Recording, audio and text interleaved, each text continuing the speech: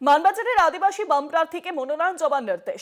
CPM প্রার্থীকে সোনামণি টুডুকে মনোনয়ন জমার নির্দেশ। কলকাতা হাইকোর্টের আদিবাসী শংসাপত্র না থাকলে মনোনয়ন বাতিল করার অধিকার আছে। মনোনয়ন বাতিল করার অধিকার থাকবে রিটার্নিং অফিসারদের। মানবাজারে আদিবাসী বাম প্রার্থীকে মনোনয়ন জমার নির্দেশ দেওয়া হয়েছে। সিপিএম প্রার্থীকে সোনামণি টুডুকে মনোনয়ন জমার নির্দেশ কলকাতা হাইকোর্টের। আদিবাসী শংসাপত্র না থাকলে মনোনয়ন বাতিলের অধিকার আছে।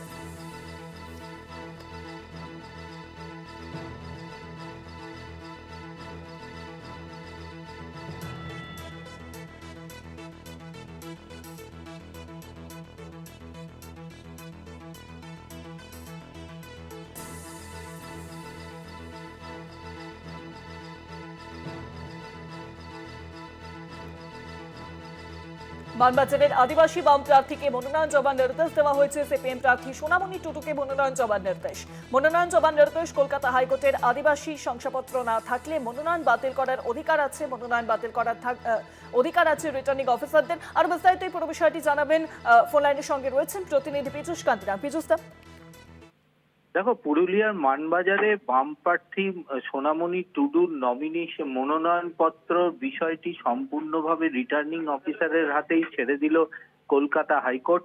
কলকাতা হাইকোর্টের বিচারপতি কৃষ্ণা রাও শুক্রবার নির্দেশ জারি করলেন যে সোনামণি টুডু তিনি মনোনয়নপত্র জমা দিতে পারবেন, কিন্তু সেই মনোনয়ন পরীক্ষার সময় যদি দেখা যায় যে তার আদিবাসী শংসাপত্র নেই এবং যে যে ক্রাইটেরিয়া রয়েছে সেই ক্রাইটেরিয়া গুলো তিনি ফুলফিল করতে পারছেন না, তাহলে সেক্ষেত্রে তার মনোনয়নপত্র বাতিল করার অধিকার থাকবে রিটার্নিং অফিসারের।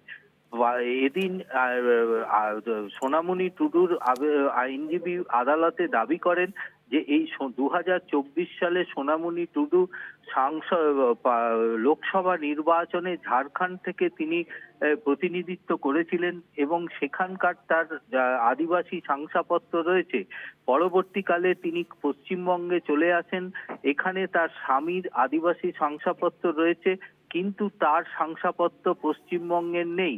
রাজ্যের অ্যাডভোকেট জেনারেল এ প্রসঙ্গে জানান যে রক্তের সম্পর্কে শংসাপত্র হয়, স্বামীর সম্পর্কে কখনো এই ধরনের আদিবাসী শংসাপত্র দেওয়া যায় না।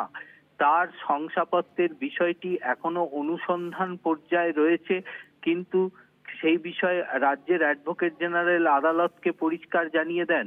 এরপরেই বিচারপতি কৃষ্ণা রাও পরিষ্কার জানিয়েছেন যে নির্বাচন কমিশন যে সওয়াল পর্বে জানিয়েছেন যে প্রতিটি রাজ্যের শংসাপত্রের প্রয়োজন।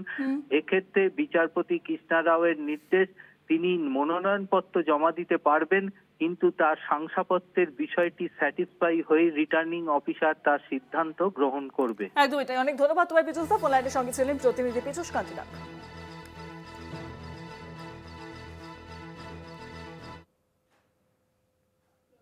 আরো আজ এখানে শেষ করছি। দেখতে থাকুন কলকাতা টিভির রাত 2 রাত 3।